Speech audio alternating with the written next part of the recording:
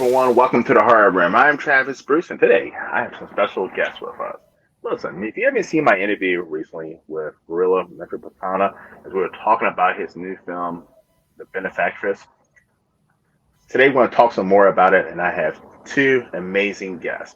First one, you've seen her on the show before. She's an author, a horror critic. Get over Facebook and join the Horror Central Facebook group. I have with us Adele Gibson. Dell, welcome back to the horror realm.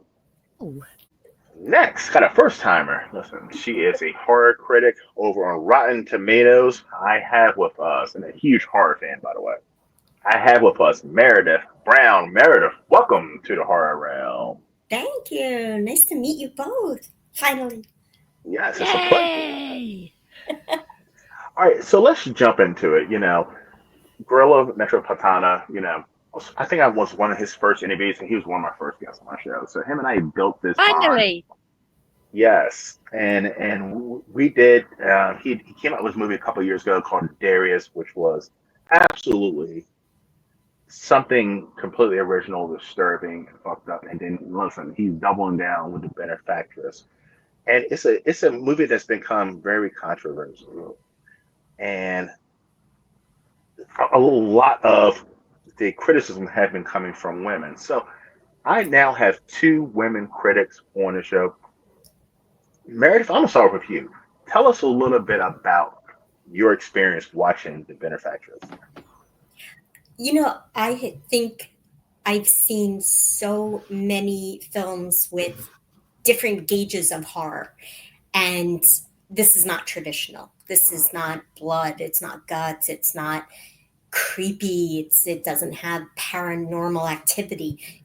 This is like an hour and 7 minute of sheer brutality of I don't know if they're a couple, but it's a man and a woman who are basically just full force torturing and raping using all different devices and themselves to just humiliate this victim.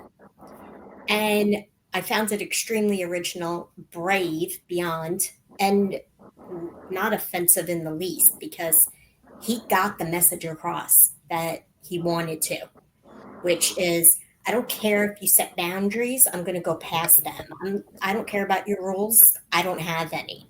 So he just put it all out there, what he wanted to get across. And that's what I found so exhilarating was, we've all seen I Spit on Your Grave, that horrendous 9 minute um, nonstop scene in Irreversible, which I found really difficult to get through. This is an hour and 7 minutes of Irreversible. And it's just so powerful that you don't want to enjoy it, you don't want to love it, but you want to see what is going to happen and what is going to come. So I thought it was very realistic, um, very monstrous, mean spirited, and it's going to take me some time before I watch it again, but I will. Now, Meredith, you have reviewed a lot of big budgeted as well as indie horror films. Yes. I'm going to come out and say it. Horror in general is becoming kind of stale. It really is. There's no original ideas coming out at all, and I just feel like horror filmmakers, whether it be big budget or indie, they are afraid to push the boundaries, and because we're living in this politically correct world. Was it refreshing to see a film that says pretty much "fuck you"? I don't give a fuck. I don't give a fuck what anybody thinks. I don't care if people get offended. This is my work. That is exactly what drew me to Gorilla. I saw Darius, and I saw a lot of that art house aspect and the horror, but this goes beyond that. Um, this has a very simplistic plot. There is a plot, but it's not about that. It is exactly what you said. Fuck you to the people who said that I can't do what I want, to the people who are in a box and they have to go through a formulaic process from beginning to end. And hey, the bad guys don't win. The bad guys win. And it's actually really like a self exploration at the very end where it's like, we're going to do this again. We're just going to continue this cycle and try to stop us. And that's where I found it so different and so original and like so courageous that he went that direction with it.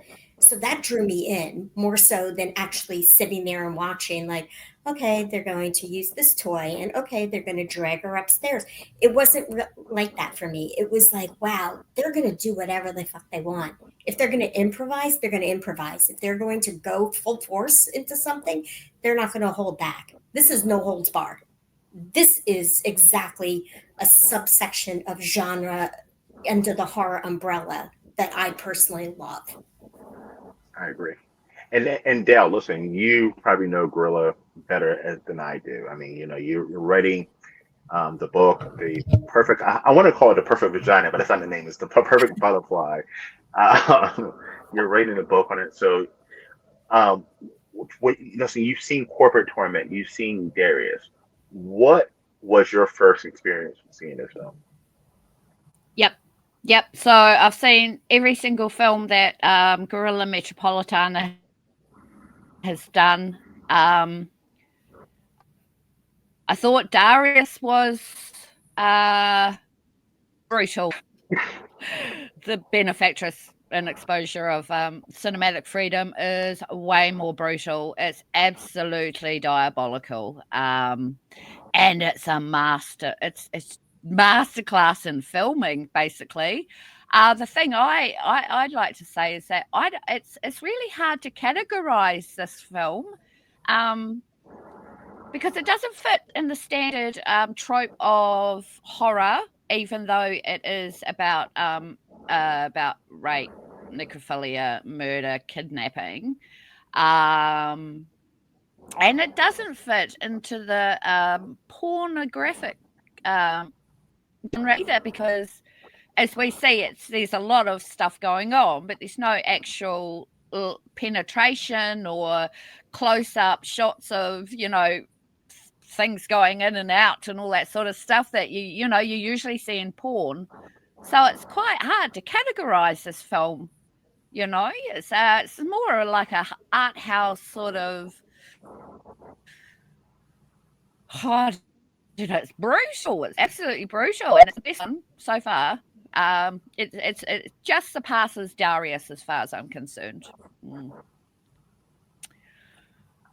I actually agree because I mean, even me as a Hopefully man, you heard all that. It's a bit glitchy. yes, but as me as a man, like it was hard for me to watch because like even All watching good? rape things as a man is tough. It's tough for me to watch, and I say it all the time.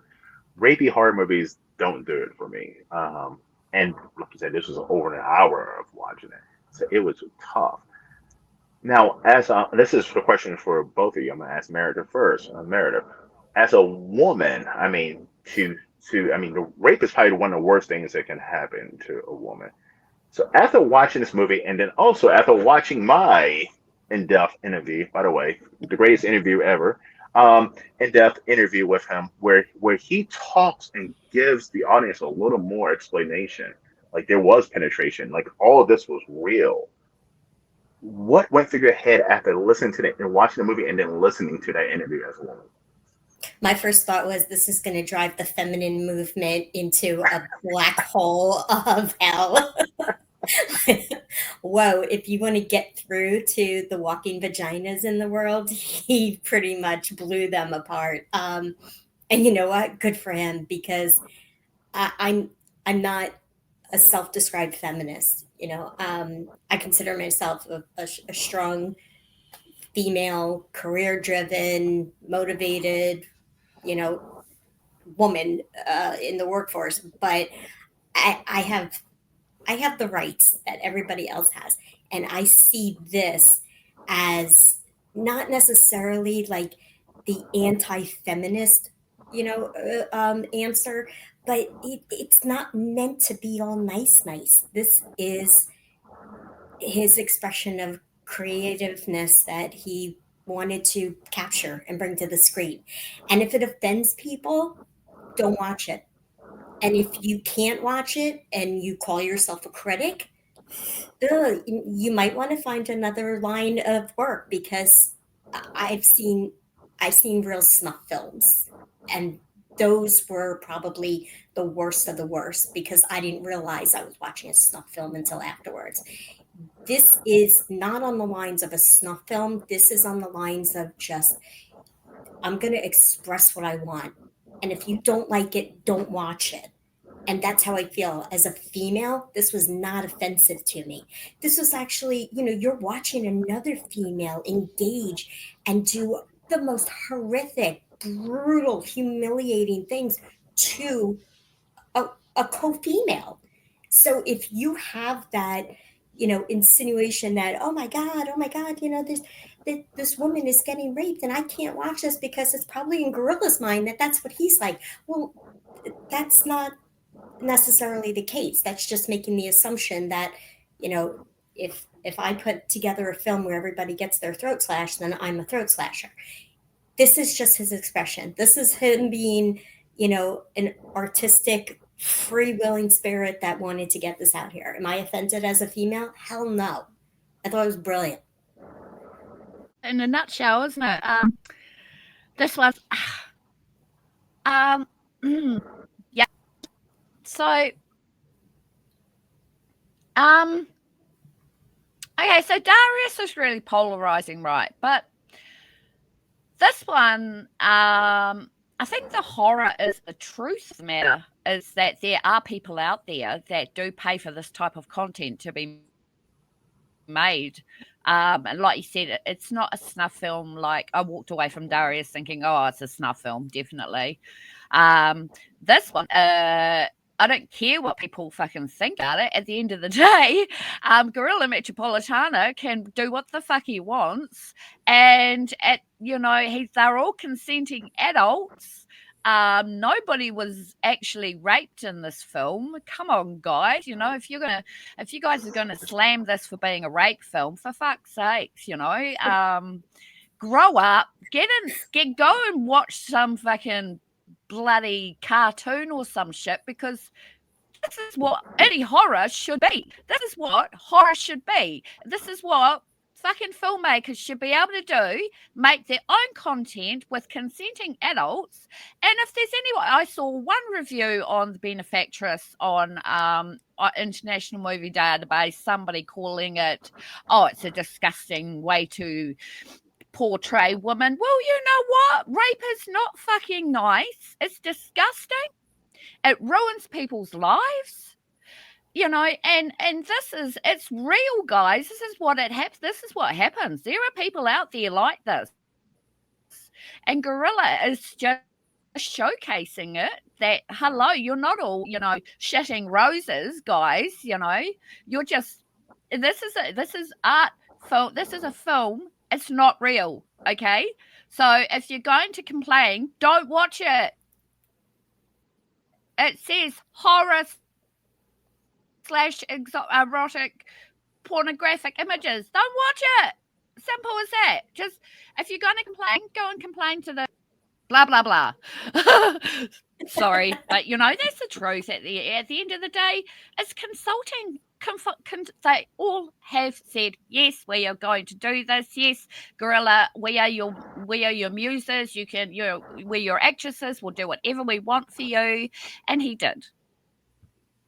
Frankly, there needs to be more people out there like Guerilla Metropolitana. And there are some people starting to come out like that. So we'll have to see. Absolutely. Yes. If you walked away from this movie wanting to scrub your skin off, and you wanted to just if you wanted to wash out your eyes with bleach afterwards, mission accomplished. That's exactly what he wants you to feel afterwards. He wants you to feel grubby and gross and dirty and icky. And if you don't, well, number one, there's something wrong with you. But if there's any type of feel good after you watch this, you watch the wrong film. And like Del said, I can't express this enough. You can't handle it. I mean, don't watch it. It's not for you. It's not for everybody. But it sure as shit is not for the feminist movement. No, but I don't understand. So this is what I don't understand about the feminist No. movement.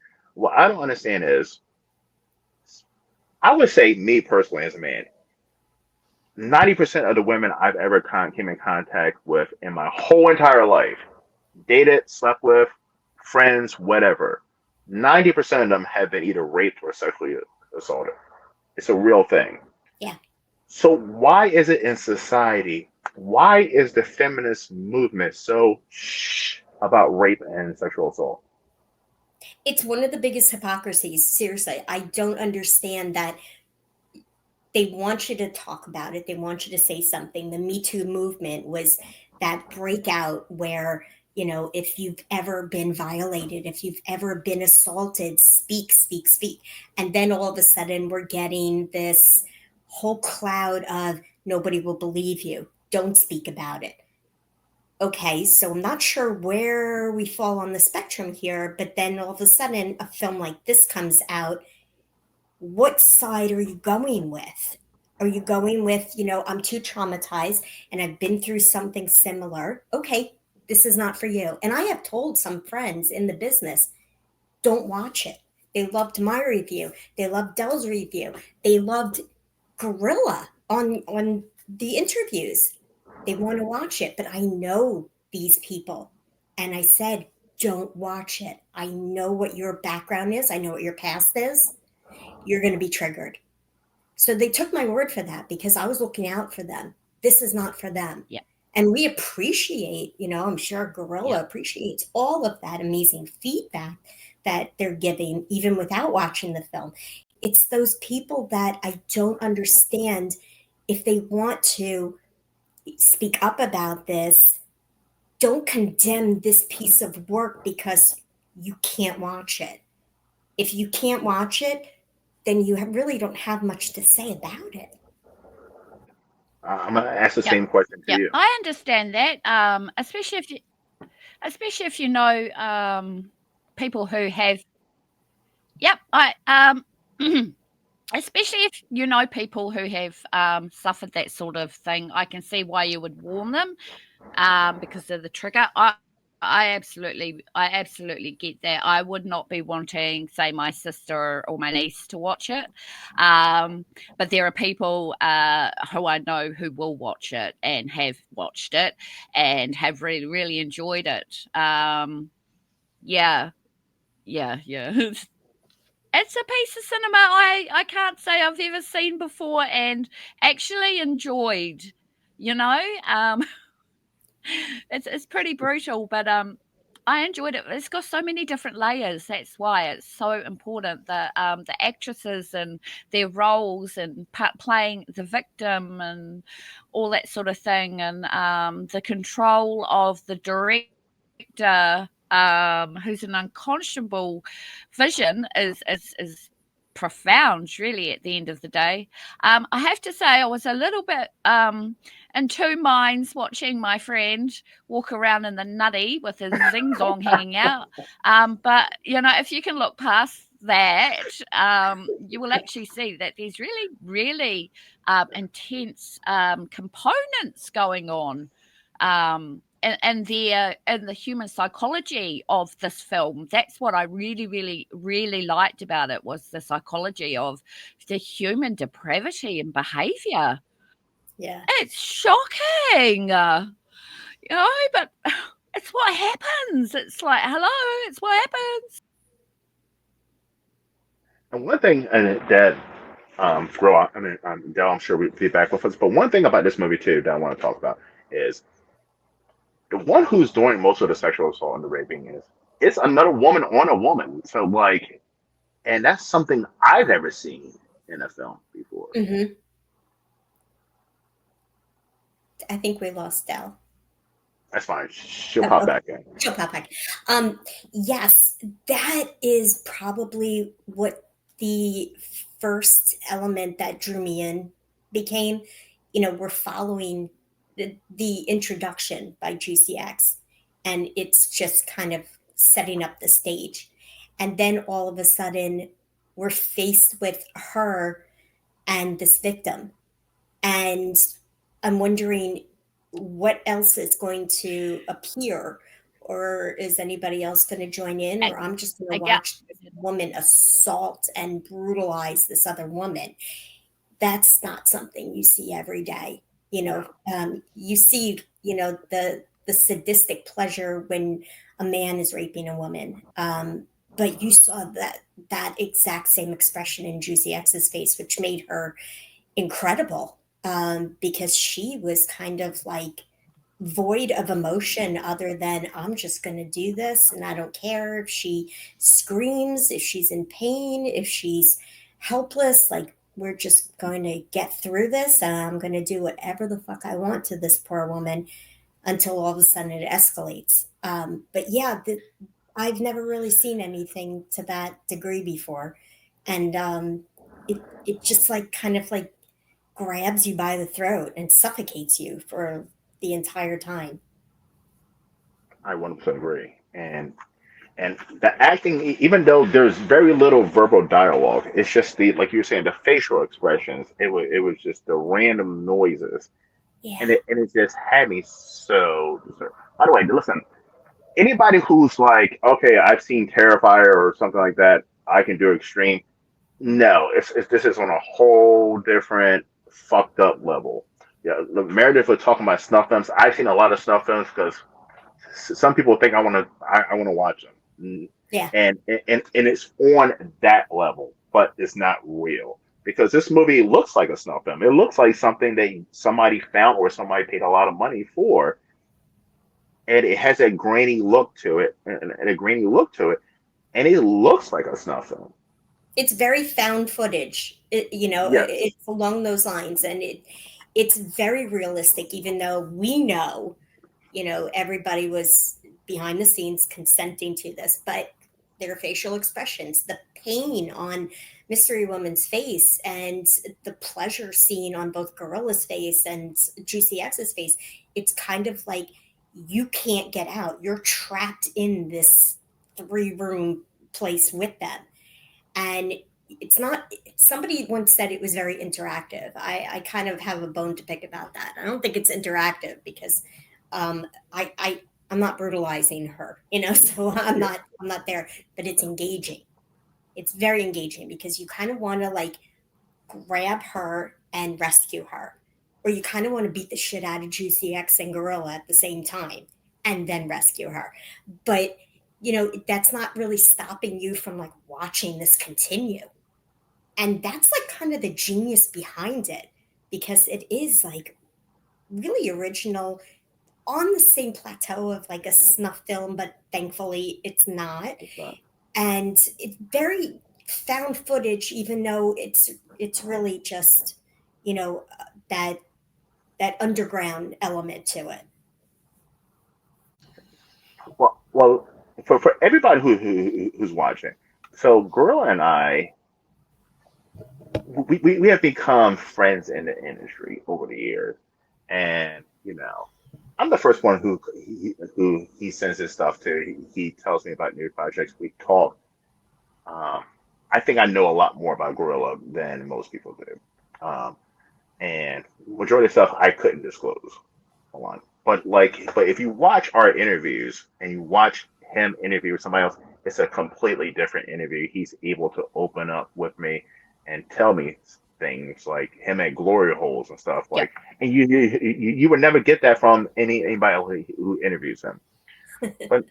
But like something about this movie, it was just like just watching this movie, and it was just the darkness, the dread, and I'm like, boy, when I was watching, I was like, is this somewhat part of him? Because being a creator, even though you're making something that's, you know, fiction, some of that is you. It's ingrained in you. Yeah, I think because you both know him very well. I've known him for less time, but I think that the eroticism is there, and that's what's coming out with him. I don't think any of it has to do with living out some rapist fantasy, as I read or saw one critic say.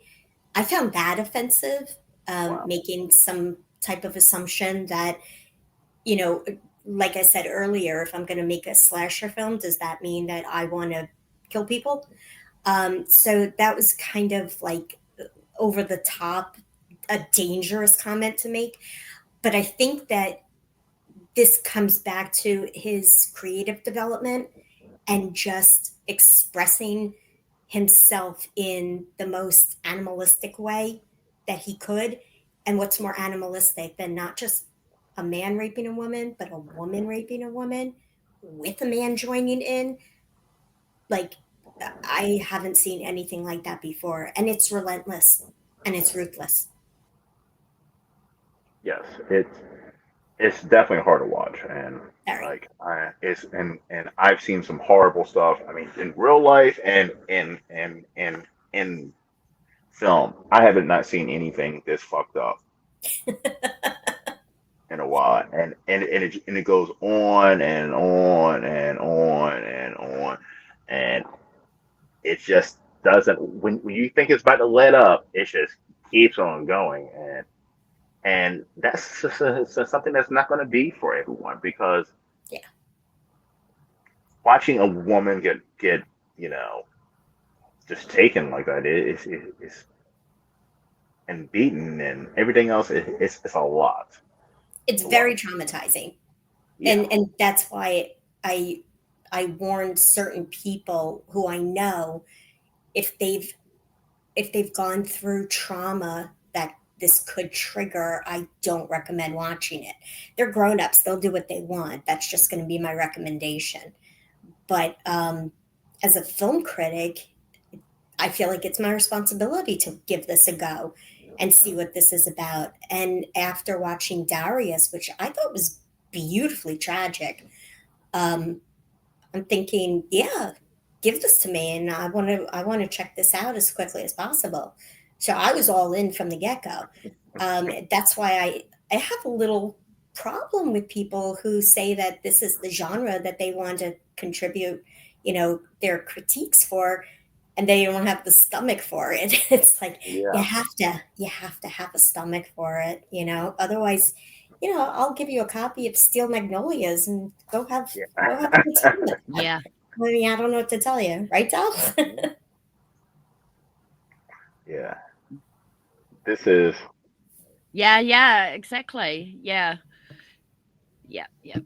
Um yeah, it's I really enjoyed his interview with you, Travis. I mean, once again, a raw or honest account of why he made this film, and a big F you to the cinema out there in Hollywood, and mainstream crappy as Hollywood movies, you know done on a shoestring budget over 2 days, and look what we got. I mean, the editing is sublime. Yeah, just, and the actresses are, they're from traditional acting backgrounds, yet they just dropped everything to do an out of the box, have a man telling them what to do. Is hilarious, actually, when I come to think about it, because Juicy X is just awesome. I've interviewed her before, and she's just lovely. Yeah, she really played a really good role in this. I really loved it. She's awesome.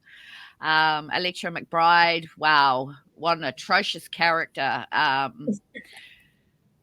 She's just awful. She's the instigator of everything, and she's paying big bucks to get authentic, believable sex scenes and stuff to gratify her disgusting nature. Yeah, so the concept is well done. Yeah, it's just another beauty from him, really. Yeah, and great reviews so far, except for a couple here and there, but the reviews have been awesome. Yeah, and I loved your review, Meredith. That was really well done, really well written Thank too. you. And As was it yours. says everything about him, basically. Yeah, I mean, this was. Yeah, that took a wee while. God. You know what? International Movie Database declined it 6 times. So I had to take out a lot of words. But this is, I mean, as he likes to put it, and I agree, it's Ridiculous. very experimental.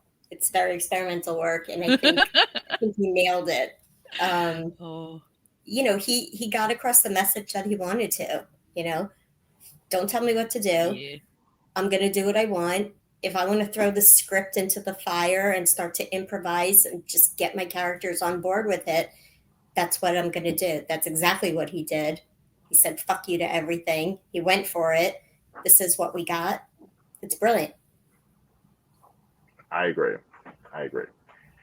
And by the way, everyone, listen, I would like to thank Meredith and Dell for coming on. By the way, we have 3 more interviews coming on the horror realm for the Benefactress.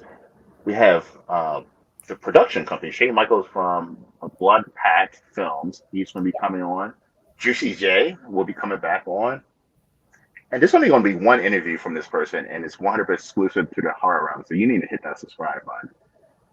The Mystery Woman will be coming on for an interview. Yes. Oh, yeah. Only on the horror realm. That's awesome. Yes. So listen, everybody, by the way, down in the link and description, by the way, if you experience rape or sexual assault, please do not watch this movie. It will bring up something bad. So I'm putting that warning out there. But if you're looking for something hardcore and beautiful as well, definitely in the description box, please click your link to go to Blood Pact Films and grab your copy of The Benefactress. By the way, viewer discretion, trigger warnings, trauma. Please do not watch this movie. This movie is it's disturbing for me to watch, you know, and I've seen disturbing things my whole entire life, and this is disturbing for me to watch. So definitely be careful. All right. Listen, Meredith, by the way, where can everyone find you? Oh, you can find me on Facebook, Meredith J. Brown. I'm also on Instagram at Muppy Mary. Don't ask. And and all my work is on Rotten Tomatoes, and I write for Dread Central and upcoming horror movies. Sweet. And Dell, where can everyone find you? Facebook. Yeah, you'll find me on there under Del Gibson or the Horror Central or Del Gibson's writing page, and I'm on YouTube as well. So, yeah. Awesome. By the way, I feel like I am going to get restricted and not monetized on this interview because the amount of times I've used Thank you, the Travis, R for word. having us. Yes. Because YouTube frowns on you using the R word. And I feel like I've used that way too many times in this interview. Which is weird too. Like, why can't you use that word in society? Like, why is that word such a bad thing to say on social media and YouTube? It's stupid. It's in the dictionary. Like, Yes. come on, people. Yes. Why can't you say rape anymore or sexual assault? Like, why can't you just say that? For the same reason that you can't say suicide. You say undead. Or they unalive themselves. That was it. They unalive themselves. Yeah. What the fuck does that mean? Like, why are we hiding bad things? I mean, listen, it is what it is. All the cover words to say. Yep. Yes, exactly. All right, everyone. Well, thank you for coming to another edition of the Horror Room. I hope we're still on the air next week. I'll see you next time. Take care.